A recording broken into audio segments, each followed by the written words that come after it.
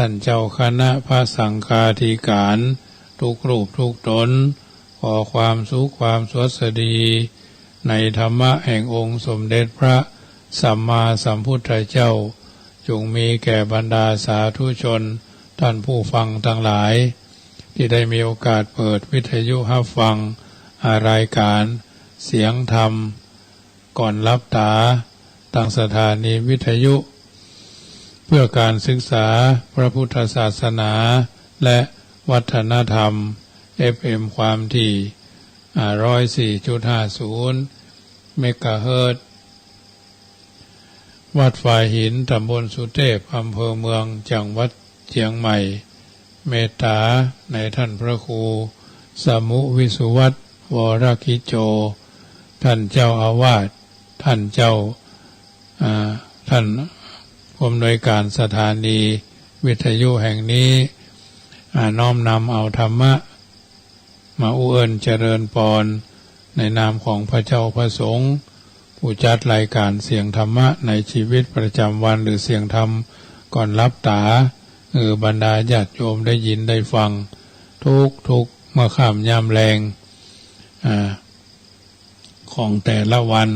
18 นาฬิกาช่วงถึง19 นาฬิกาก็ช่วงหนึ่ง19 นาฬิกาถึง20 นาฬิกาก็ช่วงที่2ภาคค่ำญาติโยมก็ตั้งอกตั้งใจฟังกันไปเป็นตัวอย่างในการดำเนินชีวิตถูกต้องท่องแท้ฉะนั้นถือว่าเราท่านทั้งหลายได้มีโอกาสฟังฟังธรรมกันก็นำไปเป็นประทีปธรรมนำชีวิตเกิดประโยชน์สดที่ผลเป็นมงคลกับตัวเป็นลำดับไปพร้อมกันแล้วจะได้นำพาญาติโยมกราบพระไหว้พระเป็นลำดับกราบ1กราบ2กราบ3กราบ4กราบ5อรหังสัมมาสัมพุทโธภควาพุทธังภควันตังอภิวาเทมิกราบสวากขาโตภควตาธัมโมธัมมังนามัสสามิกราบสุปฏิปันโนภควโตสาวกสังโฆสังฆังนามามิกราบมาตาปิตุคุณังอหังวันตามิกราบคุณูปการีวันทามิกราบพระพุทธกราบพระธรรมกราบพระสงฆ์กราบระลึกถึงคุณพ่อคุณแม่กราบระลึกถึงคุณของครูบาอาจารย์ต่อไปก็สมาทานแก้ว5โกฏากโยสันเนสิโนวราโพธิมูเลมลังสะเสนังมหันติงวิจโยสัมโพธิมากันจิงอนันตัญญาโนโลกุตตโมตังปันนามามิพุทธังอันตังกิโกอริยปัตโตจนานังโมคขภเวสายะอุจุกามโกอายังสันติกโรตุตัสโสนโยปนิจานิโกตังปนามามิธัมมังสังโฆวิสุทโธวรตคินโยสันตินทาริโยสัพพมราปะหิโนคุเนหิเนเกหิสมิติปัตโตอนาสโวตังปนามามิสังฆังนามามิพุทธังกุณาสากลันตังนามามิธัมมังมุนิรายะเตสิตังนามามิสังฆังมุนิราจสาวกังนามามิกัมมตานังนิพพานาติกามุปยังนามามิกัมมตานาทายกาจาริยังนิพพานามากุเตสกังอัจจโยโนปันเตอาจกมายะตาปรังยะตามูระหังยะตาอากุสลังเยมยังบุตตาธรรมสังฆากัมมตานาทายกาจาริยสังฆเตสุปัญจรัตเนสุอติเทวาปัจจุปเนวาอวิวายทิวาระโหวากาเยนะวาวาจายะวามนาสาวาปะมตานาการาวามการิมาเตมะยังอาจยโตปิสวายาตาธรรมังปฏิกโรมาเตสังโนปันเตปุถาติรัตนาปัญจกัง อนุกัมปังอุปาทายะอัจจยังอัจจยโตปฏิกานันโตกามันโตอายะติงสังวรายามะอายะติงสังวาริสามานาปุเนวังปฏิการิสามาพุทธปูจามหาเตจาอามาปูจามหาปัญญาสังฆปูจามหาราภาปูจาละเหปูชายโตพุทธยะทิวาสาวะเกปปัญจสมาธิกันเตติเนโสกาปาลิเทเวเตตติเสปูชายโตนิพุทเตอากุโตภเยนะสกาปุญญสังฆตุงอิเมตามาปิเกนะจิอิมินาอากีตุปะปุบาราจาปุจากรวะกเมนะเมตยาพุทธัสสะตัสสะนันจลภามหาเสยวานุปัจจโตพุทโธเมตโยเทวะปูจิโตสังสาเรสังสารันโตปิอปเยนะคมามหาเสนิพานาปัจจโยโหตุโนนิจังนะโมตัสสะภะคะวะโตอะระหะโตสัมมาสัมพุทธัสสะนะโมตัสสะภะคะวะโตอะระหะโตสัมมาสัมพุทธัสสะนะโมตัสสะภะคะวะโตอะระหะโตสัมมาสัมพุทธัสสะพุทธังสรณังกัจฉามิธัมมังสรณังกัจฉามิสังฆังสรณังกัจฉามิทุติยัมปิพุทธังสรณังกัจฉามิทุติยัมปิธัมมังสรณังกัจฉามิทุติยัมปิสังฆังสรณังกัจฉามิตติยัมปิพุทธังสรณังกัจฉามิตติยัมปิธัมมังสรณังกัจฉามิตติยัมปิสังฆังสรณังกัจฉามิสรณกัมมานังพุทโธสัพพัญญูตยโนธัมโมโลกุตโรนาวาสังโฆมัคคะปะละโตจาอิเจตังรัตนาตยังเอตัสสะอนุภาเวนะสัพพะอันตรายโยวินาสันตุโนติปิโสภะคะวะอะระหังสัมมาสัมพุทโธวิชาจารณะสัมปันโนสุขโตโลกวิทูอนุตตโลปุริสธรรมสารติสัทธาเอวะมนุสสานังพุทโธภะคะวะติสวากขาโตภะคะวะตะธัมโมสันติติโกอากาลิโกเอหิปัสสิโกโอปนายิโกปัจจตังเวทิทัพโพวิญโยหิติสุปฏิปันโนภะคะวะโตสาวกสังโฆอุจุปฏิปันโนภะคะวะโตสาวกสังโฆยายาปฏิปันโนภะคะวะโตสาวกสังโฆสามิจิปฏิปันโนภะคะวะโตสาวกสังโฆยะติตังจัตตาริปุริสายุคานิอัฏฐาปุริสาปุคลาเอสาภะคะวะโตสาวกสังโฆอาหุนายโยปะหุนายโยตักขินายโยอัญเจลีการณิโยอนุตรังปุญญเกตังโลกัสสาติสัพพสิวิสัจจตินังทิปามันตาคตังวิญญาณเสติวิสังโฆลังเสสัญจปิปาลิสยังอนาเขตัมหิสัพพะสัพพะสัพพะปานินังสัพพโสภินิวาเรติปาริตันตัมปนามาเหวิรูปเขหิเมเมตังเมตังเอราปเตหิเมจัปยาพุทเตหิเมเมตังเมตังทิปาตะเกหิเมจตุปเตหิเมเมตังเมตังปะหุปเตหิเมมามังอปาตะโกหิสิมามังหิสิทิปาตะโกมามังจตุปโตอิงสิมามังหิสิปะหุปโตสัพเพสัตตาสัพเพปานาสัพเพพุทธาจะเกวราสัพเพพัทธารานิปัสสันตุมากินจิปปะมาฆมาอัปปมาโนพุทโธอัปปมาโนธัมโมอัปปมาโนสังโฆปะมานาวันตานิสิริงสัปปานิอหิวิชิกาสัตตปฏิอุณานาภิสระภูมุสิกาคตเมลคาคตเมปริตาปฏิกามันโดพุทธานิโสหังนะโมภะคะวะโตนะโมสัตตานังสัมมาสัมพุทธานังขันธปริตังธัมมหังคิปจิตาพุทธังอภิปูชยามิธัมมหังคิปจิตาพุทธังศีลสานะมามิคิปจิตาพุทธานุภาเวนะสัทธามหายโสภวันตุเมขิปจิตาพุทธานุภาเวนะสัทธามหาลาโภภวันตุเมขิปจิตาพุทธานุภาเวนะสัทธาโสติภวันตุเมมหาเทลามหาอามาสิมปัตสัมปติจาเมนะสังสีโมพระมาจมหาเทวาสเพยาคาปรายันติพระมาจมหาเทวาพิลาภาภวันตุเมมหาปุญโญมหาราโภภวันตุเมมิเตภาหุหติพุทธมะอาอุนะโมพุทธายะวิรัตโยวิระโคนายังวิระหิงสาวิรัตาสีวิรัตาสา วิลาอิติโยพุทธสามานีมามะพุทธสาสวะโหมสัมปติชามิเพ่งเพ่งพาพาหะหะรือนะโมพุทธายะพระพุทธไตรรัตนญาณมณีโนปรัตสีสาสาสุธรรมาพุทโธธัมโมสังโฆยะถาพุทโมนะพุทธบูชาธรรมบูชาสังฆบูชาอาคีทานังวรังคันทังสิวริจมหาเทรังอังวันทามิทุระโตอังวันทามิธาตุโยอังวันทามิสัพพโสพุทธธรรมสังฆบูเชมิสัพเพพุทธาสัพเพธรรมาสัพเพสังฆาภารปัตตาปัจเจกานันจะยังพรังอรหันตานันจะเตเชนระขังวันทามิสัพพโสพุทธังอธิธามิธัมมังอธิธามิเอวัมเมสุตังเอกังสัมมัญญังภควาสาวัตถิยังวิหารติเจตวันเนอนาถบินดิกัสสะอาลาเมตระโขภควาภิกขุอามันเตสีภิกขโวติภะทันเตติเตภิกขุ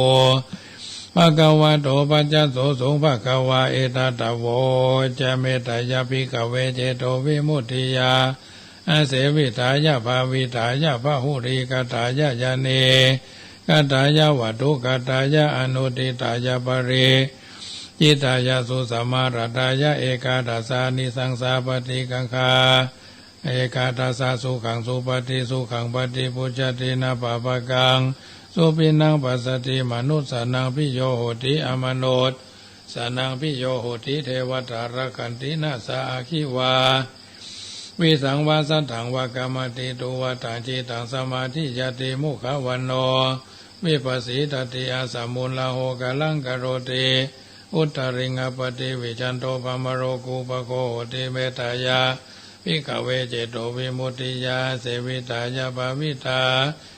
ยะภาหุริกตายะยานิกตายะวัตถุกตายะอนุตติตายะปริจิตายะสุสมารัตายะเอกาทัสสานิสังสาวิเมกาทัสสานิสังสาปาติกังคาติธรรมโวจาภควาธรรมนาเตภิกขุภควโตภาสิตังอภินันโดนติยะอัญญันตุเนเมตังอวามังการัญจโยจามนาโพสกุณาสัสสะโตปะปะกะโอตุสุปินังอกันตังพุทธาธัมมาสังฆานุภาเวนะวินาสเมนโตอิมินาปุญญกรรมเมนะ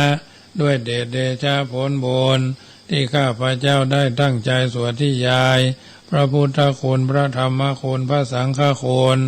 ในเย็นวันพุธนี้ขอกุศลส่วนนี้จงไปค้ำชูอุดหนุนท่านผู้มีพระคุณมีพ่อแม่เป็นต้นท่านทั้งหลายที่ได้รับความทุกข์มีพ่อแม่พี่ป้าน้าอาลุงปู่ย่าตายายสรรพเปรตทั้งหลายสรรพเปรตสัพพสัตว์ทั้งหลายสรรพเปรตทั้งหลาย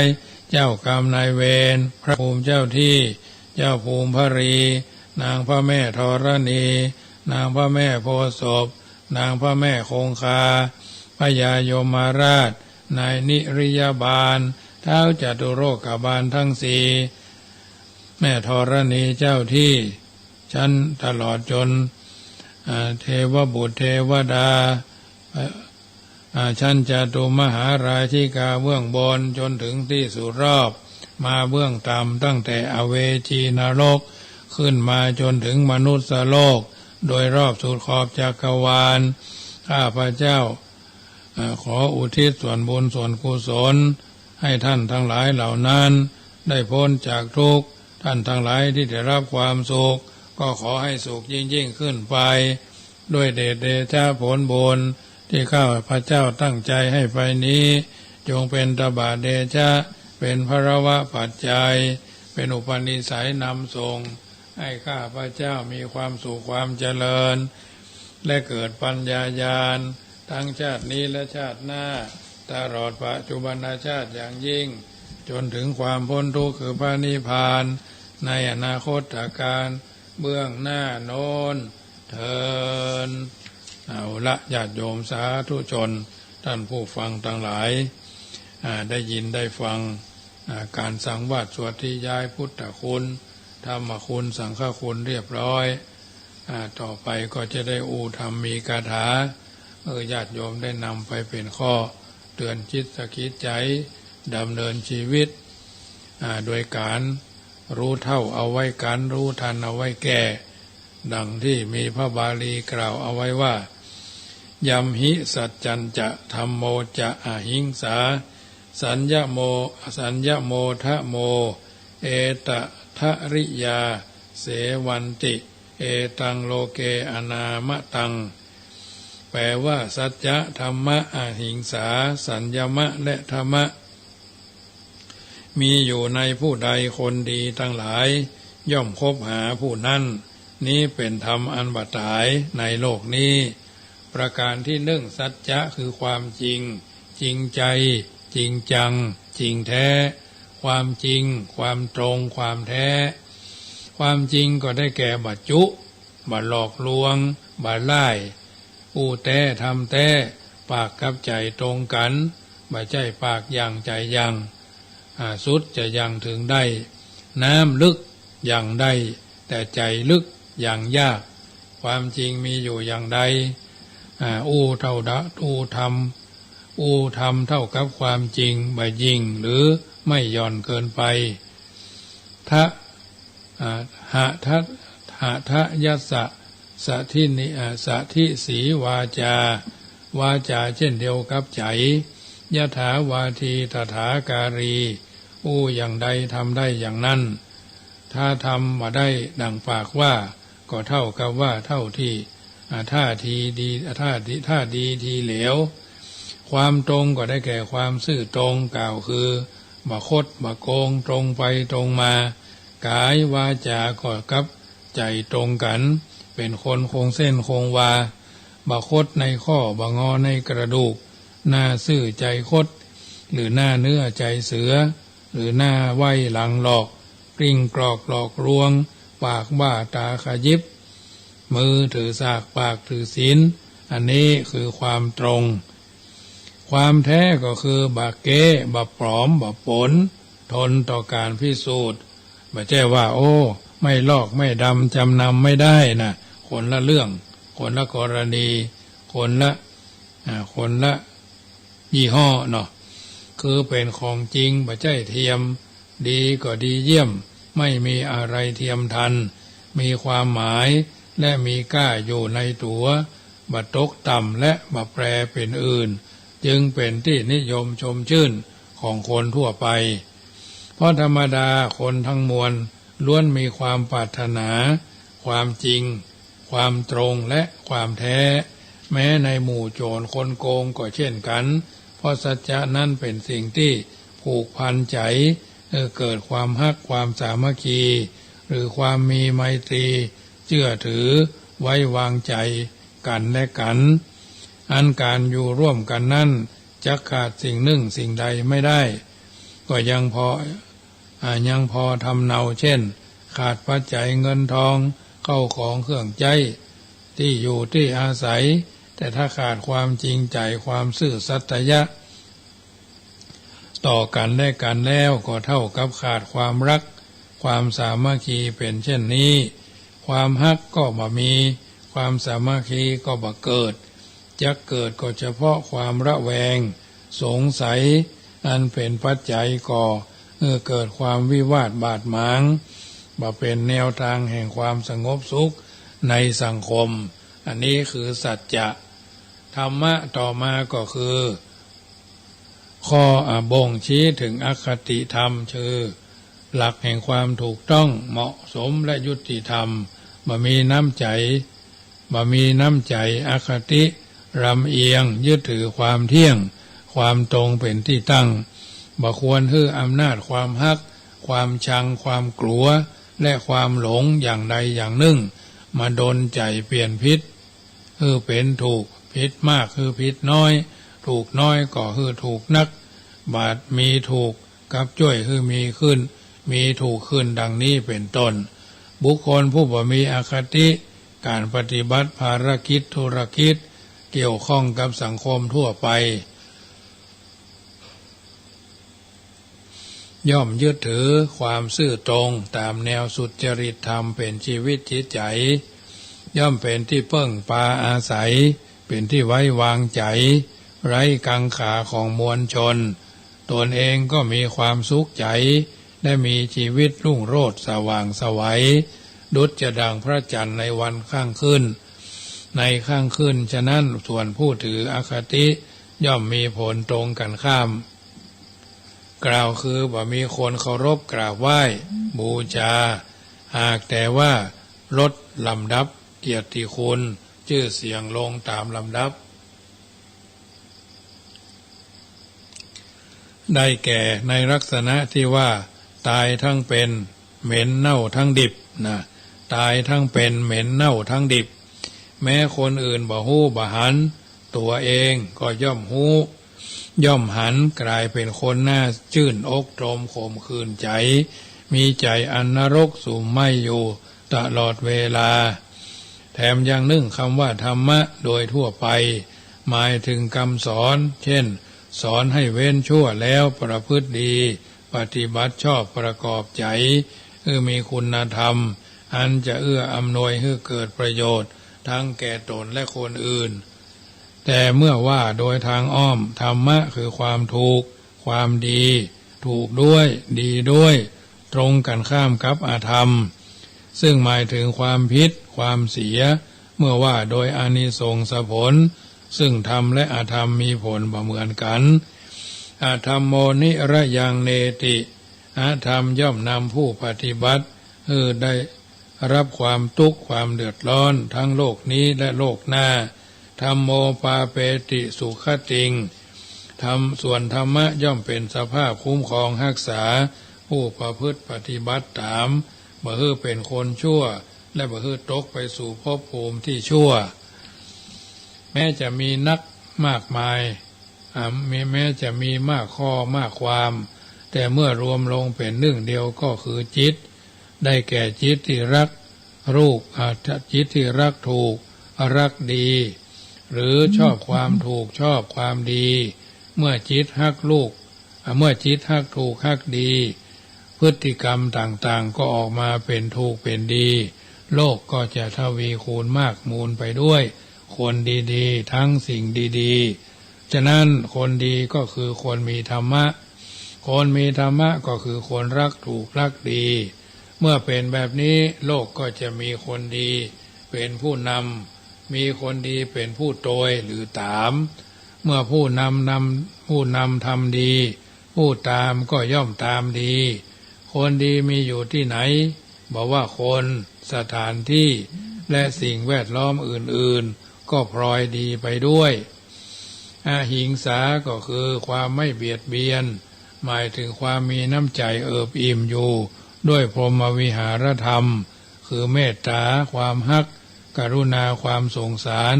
มุทิตาความพลอยยินดีอุเบกขาความวางเฉยบ่ซ้ำเติมพรหมวิหารธรรมก็คือธรรมที่เป็นหลักใจของผู้รักผู้ใหญ่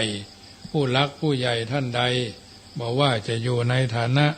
มารดาบิดาหรือพ่อแม่ครูบาอาจารย์ผู้บังคับบัญชาบ่มีพรหมวิหารธรรมประจำใจยังลำเอียงหาเรื่องกันแกล้งแสดงโทษผู้น้อยอยู่ดูหน้าตำหนิมากกว่าผู้น้อยคอยหาเรื่องผู้ใหญ่ส่วนผู้หลักผู้ใหญ่ท่านใดมีพรหมวิหารธรรมเป็นปกติอัตยาศัยย่อมเป็นที่ประทับใจและร่มเย็นเป็นสุขแก่ผู้เข้าใกล้คบหาสมาคมเป็ดดุจจะดังน้ำใสสะอาดเยือกเย็นคือความสุขสดชื่นแก่ผู้พบเห็นและได้สมานกายดื่มกินแล้วเกิดความบันเทิงใจมิวายฉะนั้นส่วนผู้มีนิสัยมักประทุษร้ายเบียดเบียนหาเรื่องกันแกล้งแสดงความผิดย่อมเป็นคนมีพยาบาทวิตกมีอัธยาศัยหันคนอื่นได้ดีมีความสุขก็ตรอมใจตุกใจไม่อยากฮื้อไผ่ดี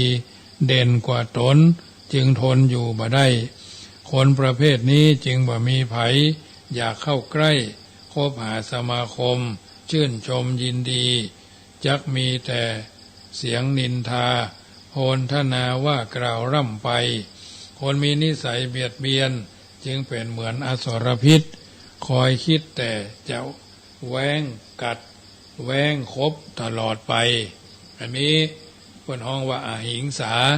ประการที่สี่สัญญมะนะความสำรวมหมายถึงคอยระมัดระวังกายวาจาใจอย่าฮือล่วงละเมิดความชั่วอย่างละเอียดอย่างกลางอย่างหยาบอย่ามาปราบเสียด้วยการสำรวมกายวาจาและใจสำรวมกายได้แก่การบฆ่าการบประหัตประหารบัลักขโมยช่อโกงวัตถุสิ่งของคนอื่นมาเป็นของตัวบ่แย่งชิงความรักของบุคคลอื่นด้วยการเบียดเบียนทางเชื้อสายประเวณีประการต่อมาก็คือสำรวมวาจาได้แก่การอู้แต่คำที่เป็นสุภาษิตคำจริงบ่อู้ในสิ่งที่เป็นชนวนชวนให้วิวาททะเลาะบ่อู้คำศพประมาทหรือดูถูกเหยียดหยามอู้แต่ถ้อยคำที่ดีงามไพเราะสนอโสดเป็นประโยชน์และเป็นธรรมสมัยโลกาภิวัตน์โรคไร้พรมแดนการสื่อสารของสังคมที่นิยมที่สุดคือการอู้การสัมภาษณ์การประกาศโฆษณาหรือใช้วาจาโต้ตอบวาจาจึงเป็นสื่อที่สำคัญดังนั้นคนอู้ต้องมีวจีสุจริตประกอบการเจรจาเหมือนอย่างที่โบราณกล่าวว่าปากเป็นเอกเลขเป็นโทหนังสือเป็นตรีชั่วดีเป็นตรานะปากเป็นเอกเลขเป็นโทหนังสือเป็นตรีชั่วดีเป็นตราที่ว่าปากเป็นเอกนั่นเพราะจะปากใช้ได้ทั้งเป่าทั้งเสกทั้งอู้จ่าปราศัยจะอู้ฮือเกียรติก็ได้จะอู้ฮือฮักก็มีฮือดีหรือฮือร้ายก็ได้ฮือแตกสามัคคีกันก็มีฮือกลมเกลียวปองดองกันก็ได้ทั้งนั้นความสำคัญอยู่ที่การใช้วาจาเหมือนอย่างที่โบราณกล่าวว่าค่าจ้างเอางาเจรจาเอาถ้อยคำนะค่าจ้างเอางาเจรจาเอาถ้อยคำการสำรวมใจนั่นได้แก่การระวังรักษาใจบ่ปล่อยให้ตกไปในอำนาจอธรรมความชั่วเป็นเหตุให้เกิดเข้าความเศร้าหมองขุ่นมัวมีโลภมีโกรธมีหลงเป็นต้นการสำรวมกายวาจาใจระดับพื้นฐานก็คือการระวังบ่สร้างความชั่วใหม่บ่เพิ่มเติมความชั่วเก่าทั้งในที่ลับที่แจ้งความชั่วใดเกิดที่มีแล้วก็พยายามเลิกละเพราะว่าความชั่วเป็นของที่เลิกละได้บ่เหลือวิสัย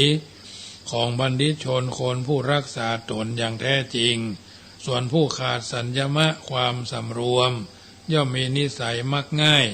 ย่อมกำหนัดในอารมณ์เป็นที่ตั้งแห่งความกำหนัดย่อมขัดเคืองในอารมณ์เป็นที่ตั้งแห่งความขัดเคืองย่อมหลงในอารมณ์ที่เป็นที่ตั้งแห่งความหลงย่อมมัวเมาในอารมณ์เป็นที่ตั้งแห่งความมัวเมาเมื่อชอบใจก็ฮักเมื่อบ่ชอบใจก็พักใส่ดุดา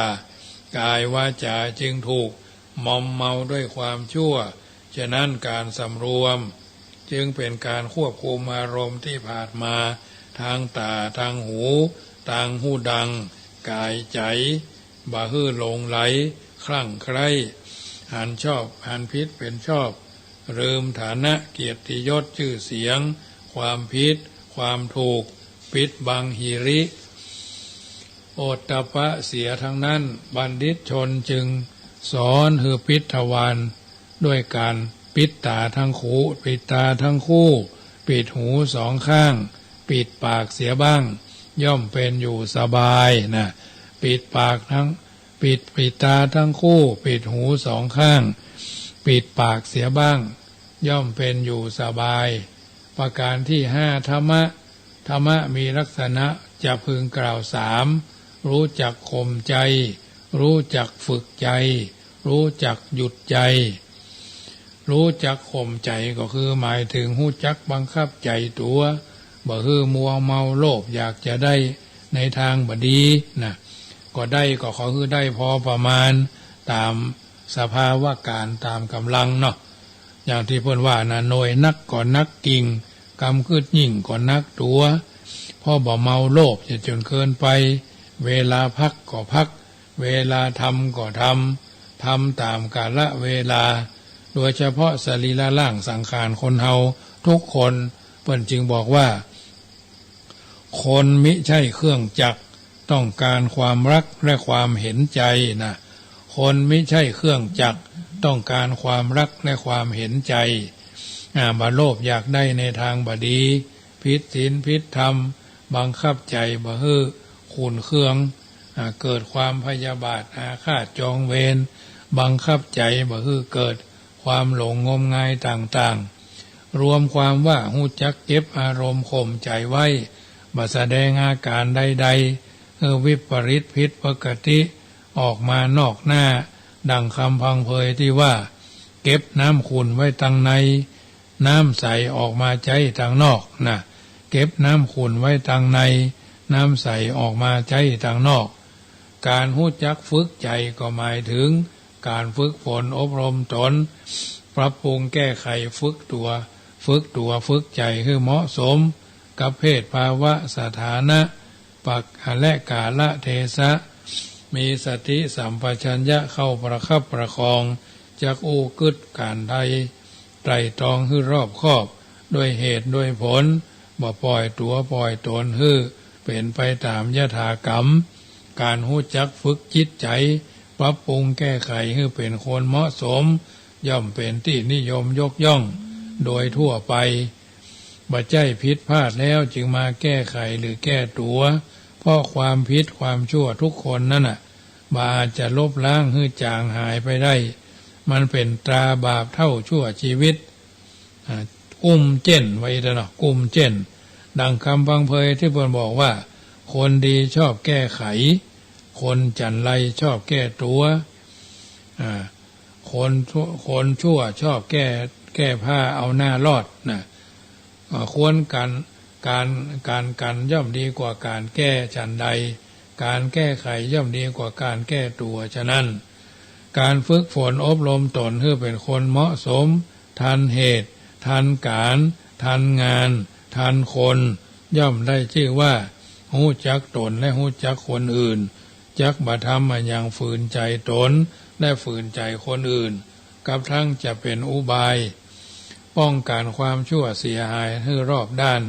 ดังคำโบราณกล่าวตำนี้ไว้ว่าผู้หญิงที่น่าเกลียดก็คือผู้หญิงที่ตามใจตัวผู้ชายที่น่ากลัวก็คือผู้ชายที่ไม่เกรงใจใครนะผู้หญิงที่น่าเกลียดก็คือผู้หญิงที่ตามใจตัวผู้ชายที่น่ากลัวก็คือผู้ชายที่ไม่เกรงใจใครการหู้จักหยุดใจหมายถึงยับยั้งใจบ่ปล่อยใจทะเลทะล้ำลึกไปสู่ความผิดความเสียหาย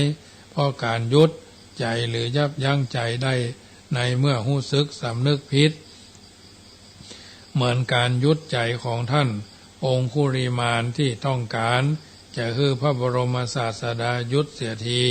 จะวิ่งหนีไปไหนกันหนอพอได้ฟังพระดำรัสว่าเราหยุดแล้วแต่เธอยังไม่หยุดนะเราหยุดแล้วแต่เธอยังไม่หยุดฉะนั้นการหยุดใจอย่างนี้แม้จะบ่อาจเปลี่ยนจากความชั่วความผิดให้เป็นความดีความถูกได้แต่ก็สามารถที่จะหยุดใจบ่ให้ความชั่วความเสียหายแห่มต่อไปใจมีสติสัมปชัญญะใจมีสติปัญญาประคับประคอง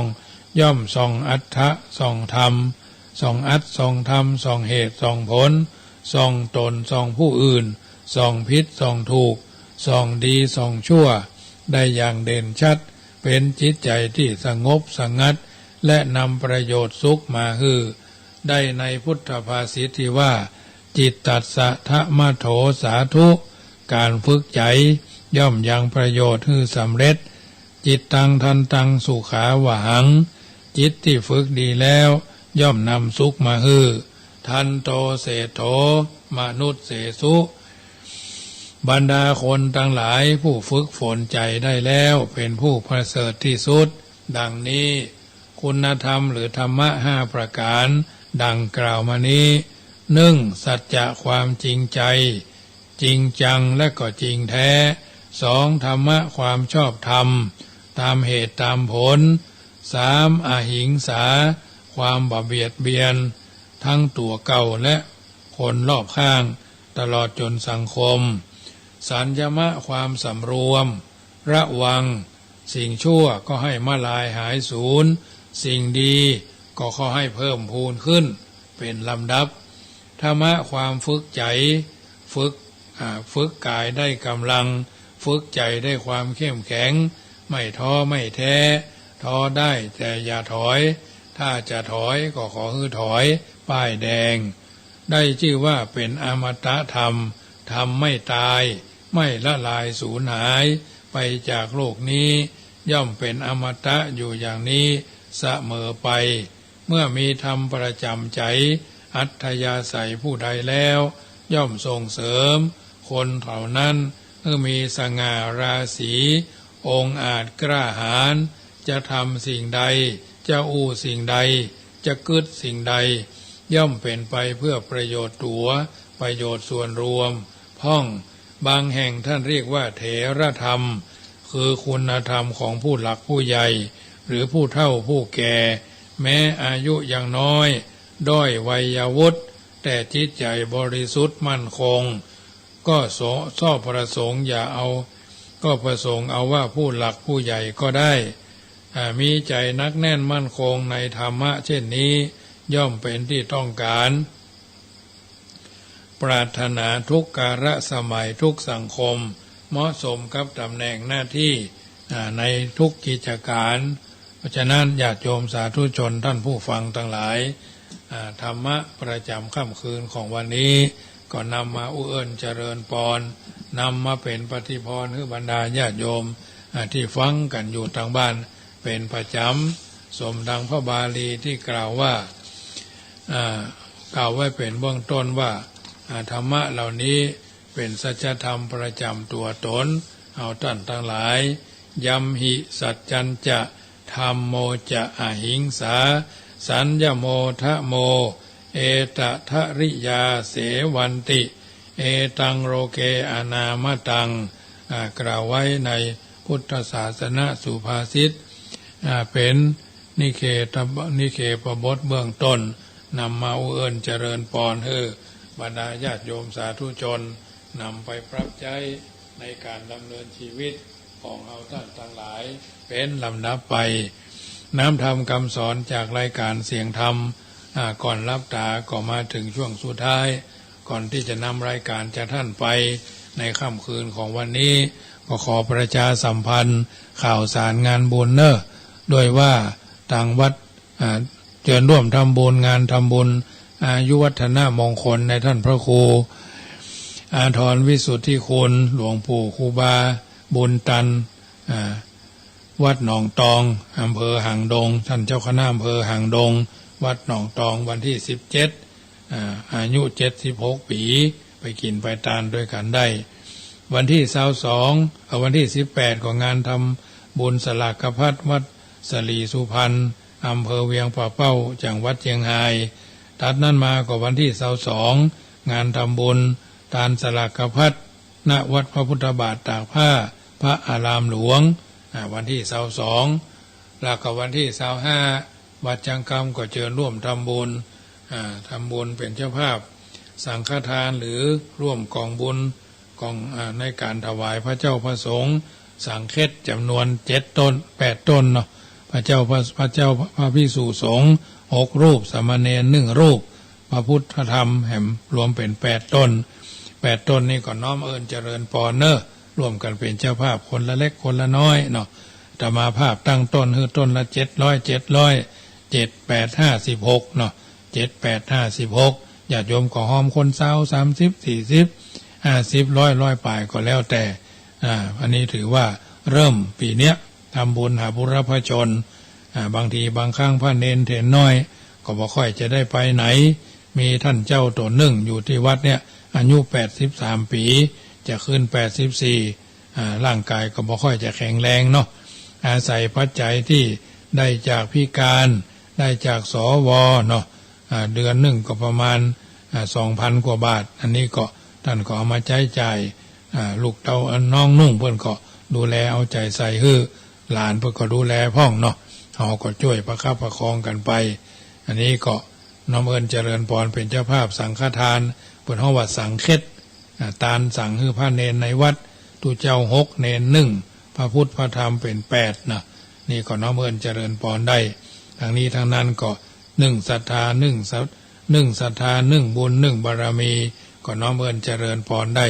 ที่เบอร์โทรศัพท์061-547-6539 อยู่จุดไหนมองใด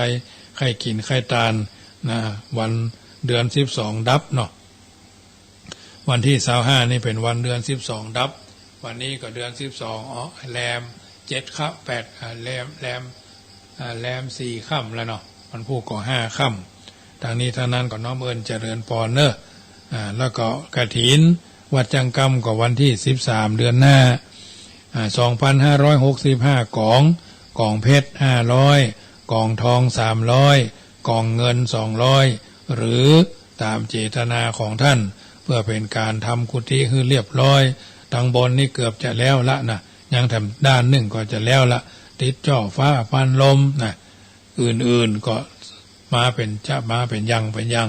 ยังต่อด้านหน้ากุฏิก่อฉาบโบกปูนแหมน้อยกระเบื้องแหมน้อยก็คงจะบริบูรณ์นะทางนี้ทางนั้นก็อาศัยเงินของบุญจากการทอดกฐินได้นักได้น้อยเฮาก็บอกว่าปีนี้โยมแม่จันทุดาขันติธารางกูลเป็นต้นเป็นประธานเนอะน้อมเอิญเจริญพรร่วมกินร่วมทานได้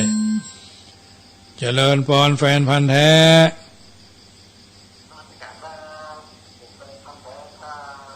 ฟังกันอยู่เนาะฝนตกก็ไม่รีมาฝนตกก็ไม่รีมา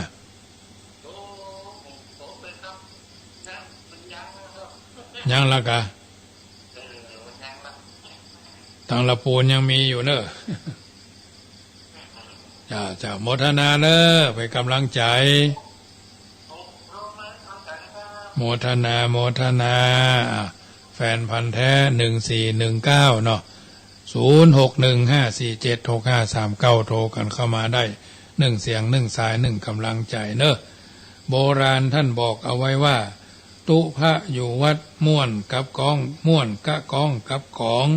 งัวควายลงหนองม่วนกะน้ำกะหญ้าจุมโมศรัทธาเข้าวัดเข้าวาม่วนกินม่วนตาลเนาะเจริญพรยายพรร้องบัวแดง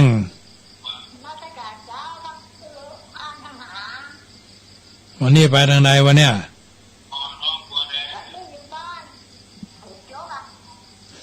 ฝนตกกันมั้ง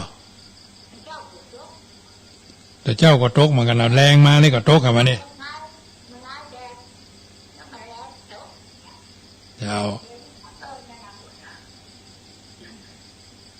กี่ข้าวแรงแล้วเนาะข้าวก็กล้วยมากะ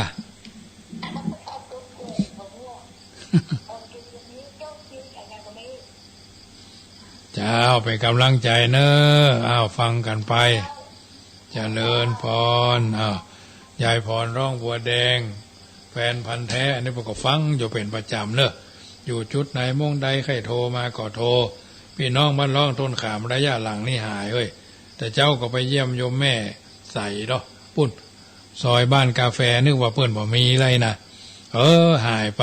ปรากฏว่ายังมีอยู่กับลูกกับหลานเนาะมีลูกบ่าวมาอยู่โดยเนาะแต่ก่อนมันโควิดรุนแรงเนาะเอาเนื้อว่าโทรศัพท์หาไหนก็ได้นักบอยหมายเลขนี้ไม่สามารถติดต่อได้ในขณะนี้เจ้าก็โทรตอนก็โทรบ่ายก็โทรแรงก็โทร ถ้าจะบ่มีแล้วก็วันนี้หลังจากประชุมหน่วยอบรมประชาชนเรียบร้อยก็ไปเยี่ยมพ่อใหญ่กำลังพร้อมทั้งท่านอาจารย์เคกับอาจารย์แดงท่านประพันธ์ไปเยี่ยมดูปรากฏว่าอยู่กับลูกบ่าวอยู่ตรงนั้นก็หันเพื่อนแล้วก็สบายใจเพราะว่าเคยไปมาหาสู่เคยกินเคยทานระยะหลังๆนี่ก็มาได้ทักทายกันหลายเดือนนะหลายเดือนหลายจังว่าโอกาสเวลาก็เพื่อนก็เป็นคนขยันเนาะเป็นคนทางอีสานมาอยู่ทางละปูนเขาเนี้ยอยู่เวียงหนองล่องก็ไปหันแล้วก็สบายใจเพื่อนยังมีชีวิตอยู่เพราะว่านึกว่ายายมีละไกเนาะก็เลยไปให้กำลังใจทางนี้ทางนั้นก็เป็นส่วนหนึ่งเนาะ